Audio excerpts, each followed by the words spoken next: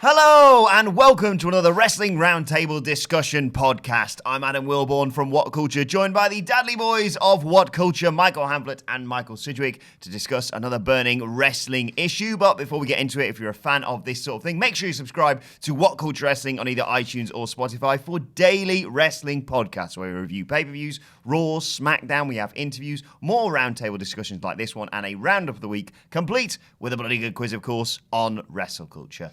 But gents, Elimination Chamber is just a few days away, so I want to look back on the history of this event.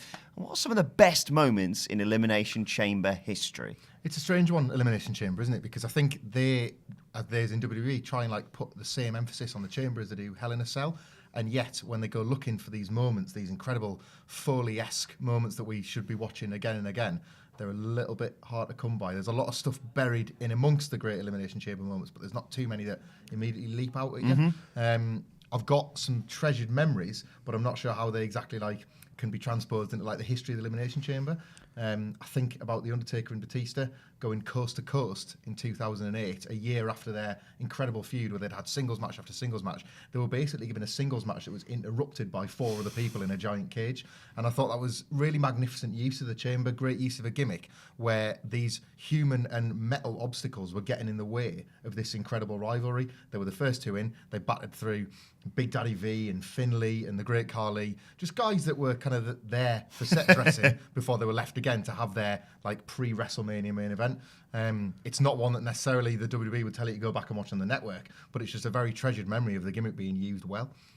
My problem with the Elimination Chamber gimmick, and it's since been corrected, is that why didn't they work it?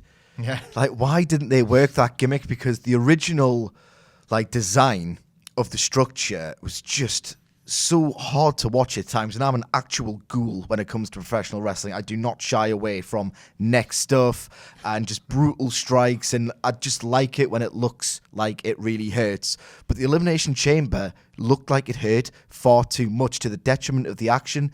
Those solid steel floors outside of the ring, I felt so much empathy for the guys taking the bumps, because you could see them crumple just before they were going to take the bumps because they hurt so much, and that took away from the visual, because you couldn't just get naturally, I would never begrudge them of this, a full-on back bump on those things, because they looked agonizing, and the pods were also so close to the top of the structure that whenever a high-flying move was attempted, most infamously Rob Van Dam on Triple H, it was, for me, the opposite of the essence of pro wrestling, which is meant to look really painful, but in fact be doing everything possible to protect the opponent, because Rob Van Dam's never landed a worse-looking 5-star splash that's never had a more serious impact. And that you couldn't even see. That you could barely even see, you can barely breathe, can you? I know, and it's just that in microcosm, for me, just explained why the gimmick was just really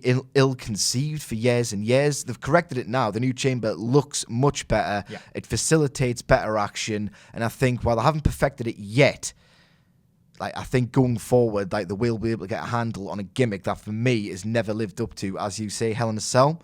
But amongst all that, there are some absolutely fantastic, iconic moments, my favourite of which is the 2012 World Heavyweight Championship Chamber, in which it was Daniel Bryan versus Santino Marella versus, honestly, it's trivia, this, Great Khali was in there?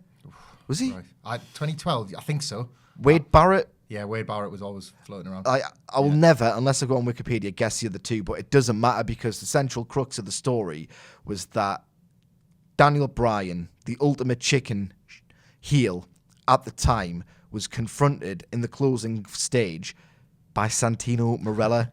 And that 3-minute sequence, and I'm not being hyperbolic here, was among the best 3 minutes of WWE I've ever seen in my entire life, because to be able to extract such drama from that dynamic took an actual genius to pull off, and Daniel Bryan's performance in that final phase was just borderline genius. Instantly, as you realised, oh, hang on, I've punched my ticket here and the match isn't even finished, the look that etched over his face was just, you smug man. I was going to swear. It's hard not to swear. He just looked at Marella as if to say, this guy, and the performance was just full of such perfect balance, because he didn't sell too much, but he sold the threat of oh my God, I'm going to get beat off Santino Marella, but not in this way that felt like cheap. It felt like, oh my God, this is actually going to happen. And to be able to take that, the idea, right, what an insane pitch.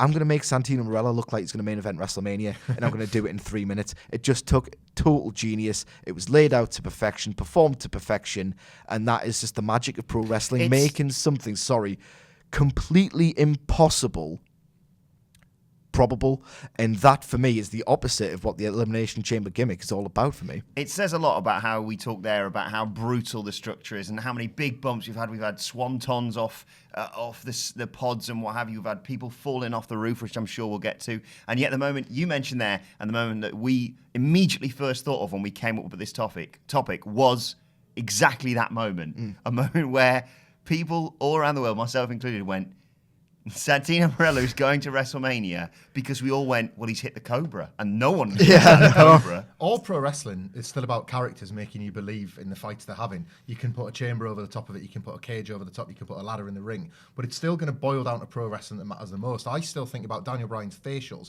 in the moment where he knows he's going to win. Like, for all that we've been led to believe just for a split second that Santino might, there's a beautiful mix of panic and self-satisfaction as Bryan's got Santino locked up and he knows that it's game over, because you can see the relief washing over him and he's trying to mask that with confidence. Even to the last, he performs as if like this is the greatest moment of his career, when really this should have been an absolute breeze. It's a remarkable sort of, I want to say two-man show, because I feel like you discredit Santino Marella as the ultimate sympathetic babyface. It had to be someone of Santino's low level on the pecking order for that to work as well as it did. Yeah, absolutely. And not to undermine Morella's performance in the match, because he played it perfectly serious. It was the most serious 3 minutes he's ever had. And he got a massive sock on his hand. I mean, it's ridiculous, but the way he sort of set up for the Cobra... I'm looking at the Cobra over his shoulder right now. He sold like he was going to WrestleMania. I've never taken that character more seriously, and I've never believed in him more. It was just pro wrestling magic. The Chamber's really interesting, actually, because after the Rumble, when I went, oh, it's the Chamber next, I actually got a little bit excited. I think it's one of those pay-per-views, certainly for me, that I forget about for 95% of the year. And then when we're on the build to it, and I go back and I watch all these moments, I do get genuinely excited. And I'm really looking forward, even though certainly for one of the two Chamber matches this year, you can predict probably what's going to happen or who's going to leave the Chamber as champion. But yeah, there's moments in it that tropes that happen almost every year that I still love. The obvious one that I thought of as well when I thought of moments from the Elimination Chamber is, of course, Goldberg spearing Chris Jericho through the pod at, I think it was SummerSlam? Yeah, 2003. 2003. But it's not just that I wanted to mention, but all of the moments where people get ploughed into pods. There's been time, I think Jericho, again, got thrown into a pod by Kane a few years later. And there was one that I'd completely forgot about until I rewatched it, which is, they all have moments where they smash them into the chain link or they smash them into the pod. There is one featuring Edge and Rey Mysterio from a few years ago where Rey Mysterio runs at Edge, who sort of ducks and throws him behind him. And Rey Mysterio, to his credit, flies like a lawn dart face first into the Lexan pod. It doesn't break, and sometimes, a bit like with tables, when it doesn't break, it looks even more impactful. He just hits it, and there could almost be like a comedy sound effect of a fly sliding down a window. It just goes down and hits the floor. He is an appealing fellow. Yes. In fact, they're appealing him off the Chamber pod.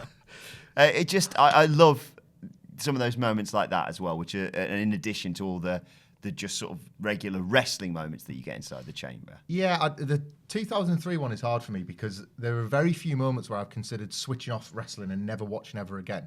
But Triple H winning the Elimination Chamber in 2003, having sat there in his cycling shorts and then ping Goldberg with one shot to the head, after for the first time in his run they'd actually booked Goldberg as they should have done, was a moment of real sadness. I just felt like I wanted to go dark on pro wrestling as a result. Especially because 10 minutes or 15 minutes, when he hits the thing on Jericho and you see him stand up, there's that wonderful shot where he's towering over Jericho and looking like the badass that he is. And Triple H is still in his pod, just looking like, oh, bollocks. They have a Ric Flair from the aisle using his feet to block Triple H's chamber just to keep him locked in there because they're so afraid of Because he Goldberg. beats it down, doesn't he? Yeah, that's it. He just plows through it. That. It's everything great about Goldberg and then everything awful about Triple H over the span of about 5 minutes. That was the time they should have put the belt on him. Absolutely, of course it was.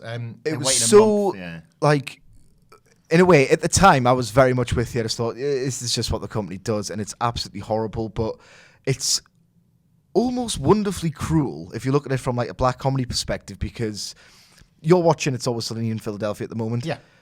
You're watching, can I ruin one gag? Yeah, there's more than enough to go around. Yeah, absolutely. There's one. I won't ruin like the actual premise of the gag, but basically, Danny DeVito's character Frank Reynolds they talk about like what makes them happy, the characters, and he talks about this one scene where he does something horrible to a homeless person that just to give him like a little taste of the high life, just to take it away immediately after, and that's what it felt like this entire match was. It's like we're gonna get Goldberg here, right? We're gonna book you like this. You're gonna look like a complete destroyer. We're gonna frame it in that proper WWE cinematic way. You never got this in WCW. You never got shots like this. Shawn Michaels was sawn in half by the sphere, didn't he? Yeah, absolutely. Like, Shawn's going to do his best selling. We're going to do Kevin Dunn's best production wizardry. You're going to look like a destroyer, and then we're just going to take it away from you. So that is your taste of the high life. That is your taste of the high life. Enjoy it. Because you're not going to get anything else. Are you going to win the title? Yeah, but it's going to be after a 15-minute match in which you are woefully exposed and your aura is going to be killed forevermore, but you got a taste of the high life. I will segue into something Triple H did in Elimination Chamber, which I liked, which is why he's the smartest man in wrestling, because we get here in the end. It was 2 years later when he found a big man he actually wanted to get over, and that was Batista. They had the New Year's Revolution 2005 Elimination Chamber for the vacant title. And if you remember at the time, Randy Orton was already dead rubber thanks to Triple H's incredible burial of him over the summer of 2004. But he'd very much accepted that Batista was going to be the man, and this was going to be a WrestleMania program. And they had that really intricate little sequence in the middle where Batista was the dominant babyface to the crowd, but he was the heel in storylines. He was there to be the enforcer for Triple H. But everything they were doing was really to make it look like Batista's the man. But just when it looked as if he was going to turn and he was finally going to embrace the fans, he would look after Triple H and he would carry him through this match. Randy Orton catches Batista with a RKO out of nowhere before that was a meme, and you see Triple H in the corner looking like he's going to pull himself up to make the save for Batista, and then he lets himself slump to the ground again and Batista gets eliminated. I point out on this, I think Triple H could have made the save there. Yeah, Batista hasn't seen it, the character, so when he comes back in at the end to put Triple H on his shoulders, when Triple H is celebrating winning the title and as if everything's fine, Triple H on Batista's shoulders itself is a callback to Batista putting Orton on the shoulders before he turned, so you're almost waiting for the electric chair, but it never comes because Batista hasn't seen that footage yet. He wasn't cast as an idiot because he's not yet had a chance to go back and rewatch the footage. He just thinks that Triple H was beaten down and couldn't help him. And I really enjoyed the storytelling of that. I think Shawn Michaels was the guest referee, and they were still like having their unending rivalry. Shawn had screwed Edge to build up to their Royal Rumble match. There was so many moving pieces off the back of that. And it was the rare case where like a vacant title was satisfyingly paid off, because WWE often blow it on singles matches or wasted tournaments or things like that. I think though, if I'm not mistaken, it was in Puerto Rico, and it was if they were trying to like establish maybe a new market to run pay-per-views, and they haven't really gone back since, but the crowd were red hot for the whole thing as well. It's there that I think you can see that this WrestleMania is going to do as well as it did, and that storyline was so locked in. You mentioned New Year's Revolution there. A moment I'm going to sort of crowbar in here, which isn't technically an Elimination Chamber moment, but I'm going to allow it because whatever, is when John Cena defeats the mighty duo of Carlito and Chris Masters. I think it was New Year's Revolution 2006. Yes. Survives. He's busted wide open. You won't see many shots of it nowadays for obvious reasons. He's there slumped in the corner, blood pissing everywhere, and out comes a heavily fake tanned Vince McMahon. Go back and watch it as I did earlier, and just look at his hands, because his hands are 3 different colours. It's muscle and fitness Vince for the Shawn Michaels view, isn't it? He's at his most insecure. He calls the chamber the cell.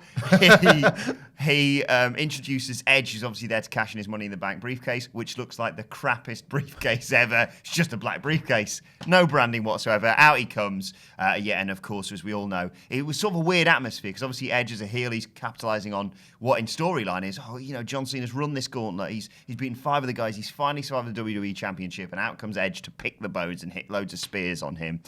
But the audience don't really care for John Cena, so they love the fact that Edge is out here ruining his party. It's a great moment, even if it's not quite an Elimination Chamber moment. This is the rare occasion where we sit here on podcasts and we write articles and we present videos, and a lot of the times you can sort of empathise with the comment section, because this company and it's like sort of fictional universe is so easy to just tear apart because it's terrible, and it's nice to do this because they treat your intelligence like that of a goldfish. So when they invariably fail, EC3's a heel now, for example. You can use any example from weeks and weeks and weeks in the modern era.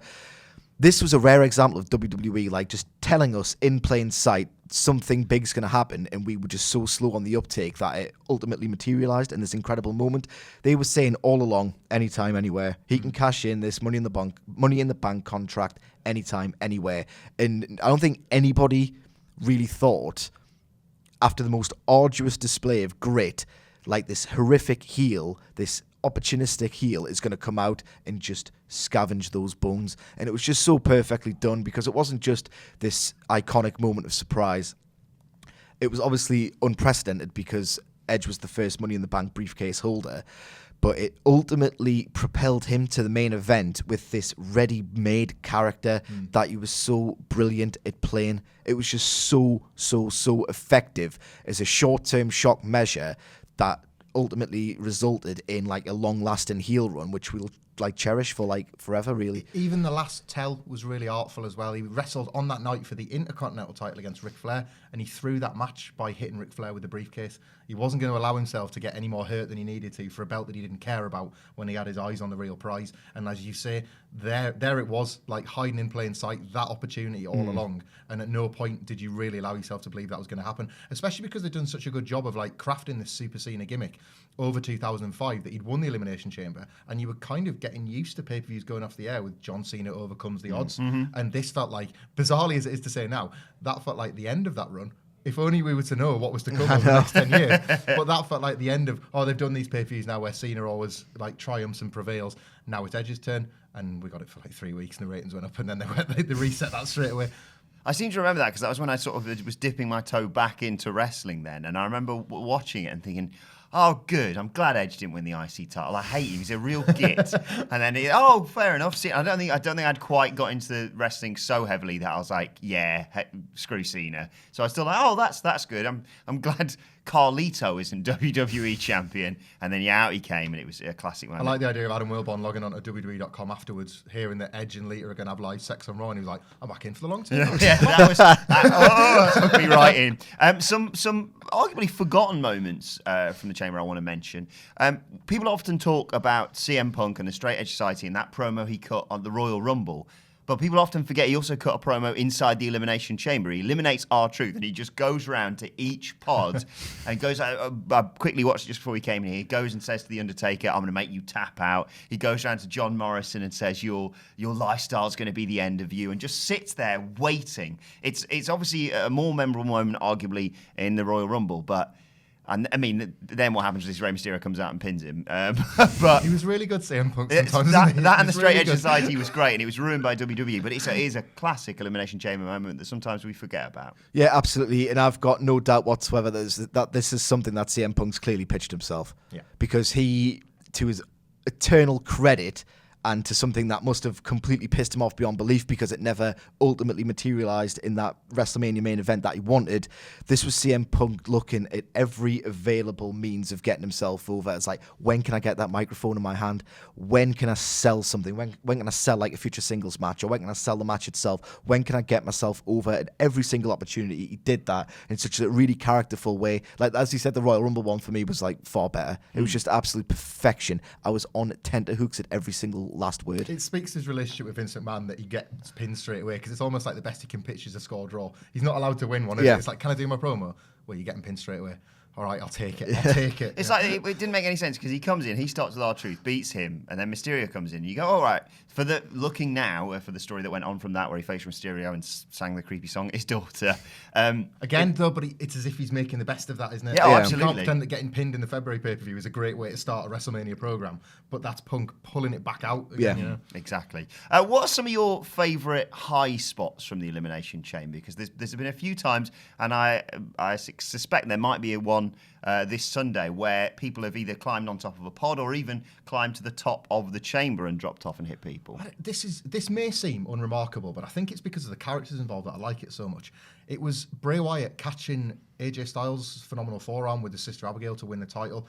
I have no problem admitting that I despise and loathe the Bray Wyatt character, and pretty much did from conception. I quite like the NXT version of it, but I almost could feel that it wasn't going to work in the WWE concept. It was going to be more boogeyman than Undertaker, and people wanted that Undertaker version of it, and it wasn't going to happen.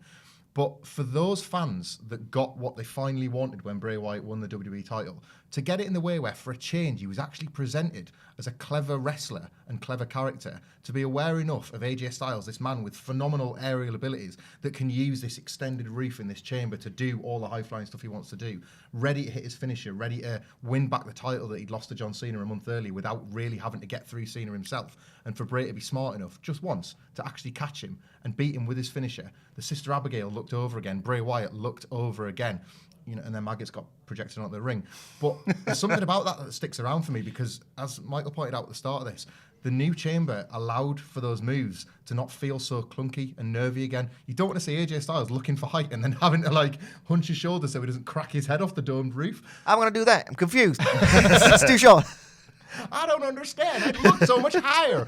But yeah, just seeing that, and then like I say, Bray Wyatt catching it, and the visual of Wyatt within this chamber, and then all the fans putting their lighters up in the air, and just for that one night, him getting his moment off the back of him looking like a clever pro wrestler, was the use of a high spot and the use of the facility, which I really enjoyed. Yeah, I'd agree with that, but it's one of those things where WWE's attempt to make a contrived moment just is spoiled by the resultant storyline, because I loved that match. I was so happy with the look of the new chamber, because I've had a long held history where I just really thought it just looked far too painful. I had the new chamber, a new champion, and it was a real proper breakthrough performance. It finally felt like a bit of atonement for the Bray Wyatt character, and he was a transitional champion for a transitional champion for the worst champion of all time. So yeah, not good. I'm going to move on by discussing. No, my favourite high spot, just to get in there quickly, and this is also one of my favourite Elimination Chamber moments in all of history, because I love wrestling when it is spectacularly bad as much as I do when it is spectacular. And the Elimination Chamber pay-per-view of 2015, it was high comedy. It was high art. It was just so funny. Both matches were just complete disasters, and I love a good car crash. And my favourite high spot is Kalisto climbing up the chamber and dangling off it, and then thinking, ugh. It's pretty high, this. Yeah. What am I going to do with this? What am I thinking? And confusion of the wrestlers waiting to catch him as well. It was as if they were looking for more guys to come in and be should I get involved in this? It's also the fact that I think was that the tag team one as well. So there's even more wrestlers in the ring not doing anything. Yeah, and the tag team one was just ridiculous. People were doing eliminations when breaking up eliminations. It's Elimination Chamber. Yes, Cesaro. What the hell was he thinking? So yeah, that Kalisto business was just great, because it was just such a neat, visual, poetic representation of the match, which was. Yeah, we don't know what we're doing here. We've got absolutely no idea what we're doing here. Screaming, do lucha things, but he just wouldn't. And the Intercontinental Chamber match later on in the night was even worse, and it was just such high comedy, because what actually happened? Who came out the pod prematurely? Was it Mark Henry? It was Mark Henry, yeah. I think the door broke, so he just took that as an invitation. Well, I might as well just start the match. Which is the only thing he did which made sense, because it made no sense for a guy who theoretically could kill anyone with his bare hands in that match to just hang around waiting until I was scheduled. It threw the other wrestlers, didn't it? It kind of threw the other wrestlers. It was just this sort of a Royal Rumble order to things, where they must be thinking about spots. Yeah. Like when a guy comes out of his pod. And then it's Henry comes out of his pod. Well, we need to do the Mark Henry spots. Well, what about the 5-minute gap in 10 minutes' time? It's one of those where it's just it just created this scenario of total chaos. And to an extent, I sympathise with the guys involved, because it's not as if it's a traditional singles match where you can just go, right, okay, the crowd's not doing this, we'll switch gears. And that mentality doesn't really exist anymore, so it's hard enough as it is. This is a match with so many moving parts, with so much inherent danger, that didn't have a clue what to do. And I've got problems with Dolph Ziggler as a start, so it's kind of nice to see the myth erode a little bit, because I get annoyed when people say, oh, he's the next Shawn Michaels. He's not. So for him to go in the middle of that ring and just bark orders louder than even John Cena and say, you do this, you do that, was just, the myth just blew up in front of my very eyes. My favourite high spot moment is the sort of the moment I think they were trying to ape with Kalisto, and that's John Morrison dropping from the top of the cell onto Sheamus. That was a real moment where he sort of swings back and he's got one arm, one leg, and he's looking down. It does make a lot more sense than Kalisto's wait for about 5 minutes to hit a move. Finally, one final thing I want to mention before we wrap up, and that is a moment that is vividly in my mind, which is when it was down to The Undertaker and Chris Jericho in the Elimination Chamber, and there'd been all the build-up in the preceding months about how on earth were we going to get Shawn Michaels versus The Undertaker at WrestleMania for the title, when Taker said no, and Shawn obviously got eliminated in that infamous Rumble, and then he just pops up, he slides the flooring away, jumps into the ring, super kicks Undertaker, and just stands over them as Jericho gets the pin. A perfect moment in a perfect feud, in my opinion. That it's a flawless feud. We've recently talked quite a lot about video packages, and it's another one I'd like to revisit, which is Placebo's running up that hill, which is Shawn Michaels' quest just to get this match. It tracks all those moments, including that. But it requires arguably the most imperfect moment of WWE production of all time to get us there, because The Undertaker nearly burned alive half an hour before that. That entrance to the ring where his pyro nearly set him on fire could have been the end of the man, let alone like the end of this WrestleMania program. So for him to survive that, to get to something so special as that super kick, and for Shawn Michaels to give the title to Chris Jericho, it's inch perfect. It's maybe the best bit of Elimination Chamber booking that there is. And it's the best call of Matt Striker's career. The only good one. Where he just sees... let's not mince words. Yeah, Chris Jericho's there. He's looking back and forth. A la sort of... Remember when Kevin Owens couldn't believe when Triple H pedigreed Seth Rollins? A bit like that. He can't believe what's happening in front of his eyes. And all Matt Striker says is, do it. Well, the reason why I got problems with Matt Striker dates back to WrestleMania 26, because during the Sheamus versus Triple H match, Matt Striker gets a bit confused and thinks, it's Sheamus versus Rey Mysterio, because he says it's not about the size of the dog, but the size of the fight in the dog, or whatever the thing is. It's like, no, it's Triple H, mate. He's massive. He's massive, and he's even bigger in his mind than he actually is. But just to go back to that wonderful moment with the Shawn Michaels, Triple H, Chris Jericho stuff, is at the time, it was before the part-time era kicked in formally, but there was still murmurs among like the early IWC or whatever the hell you want to call it of, oh God, these old guys are still sticking around and the young guys aren't getting a chance. And for me, it formalized in 2011, but even in 2010, there were still rumblings of, it's getting a little bit stale on top. But these three performers with these correlated storylines just completely justified their positions at the top, because who's going to replace them? Some guys from Florida Championship Wrestling, like not for me, because this visual storytelling was just high art. Like the mere fact of the great visual of Shawn Michaels doing an old Undertaker trope to like invoke the idea that he was willing to go to the dark side to do it. It was just fantastic visual storytelling, the likes of which you really don't get anymore. And arguably that is a result of the fact that a lot of the old war horses just aren't there to do it. Chris Kresge-esque as well, wasn't it? Because Jericho winning the belt was for Edge's Royal Rumble win, and those two had split up a year earlier when they were the tag team champions. So even that was tied up neatly to get us all to wrestle, like get every major character to WrestleMania. I think we can agree, though, the greatest Elimination Chamber moment of all time was, of course, the entire Extreme Elimination Chamber at December to Dismember. My favourite moment of that entire match at the end, and Paul Heyman's one of the most gifted actors in all of professional wrestling. He didn't have to do one bloody bit of acting on the night, because it might even be the closing image of the show, which is just such poetry where he's just going, oh my God. Trying to cover his face from being seen at this atrocity. Like, what have I done to like my baby? Like, ECW was his child. He lived and breathed to like raise that child for years. And this was like Vince McMahon, stepdad, just completely ruining that kid's life. I heard there was 3 booking pitches that night and only 1 got approved. We had obviously Paul Heyman having CM Punk tap his way to victory. You had Vince McMahon insisting that Bobby Lashley goes over. And then you had Hardcore Holly asking, give me the belt, beat everybody. Sadly, we got Vince's. I would have rather seen Hardcore Holly's than the one we got. It's one of those where like you should have seen it coming, because for some unfathomable reason, Vince McMahon just removed Sabu from the match. For Bob Holly? For Bob Holly. He thought the heel-face dynamic was out of whack. Yeah. So he thought, like, who can I make way for here?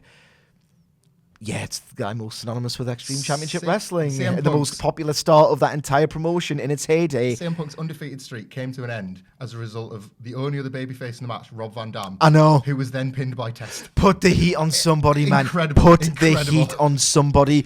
But in not putting the heat on anybody, there was only one person to put the bloody heat on, and that was your next big babyface prospect in Bobby Lashley. It was just complete omni-shambles. Well, let us know your favourite Elimination Chamber moments in the comment section below or on Twitter at WhatCultureWWE. In fact, you can tweet them at us.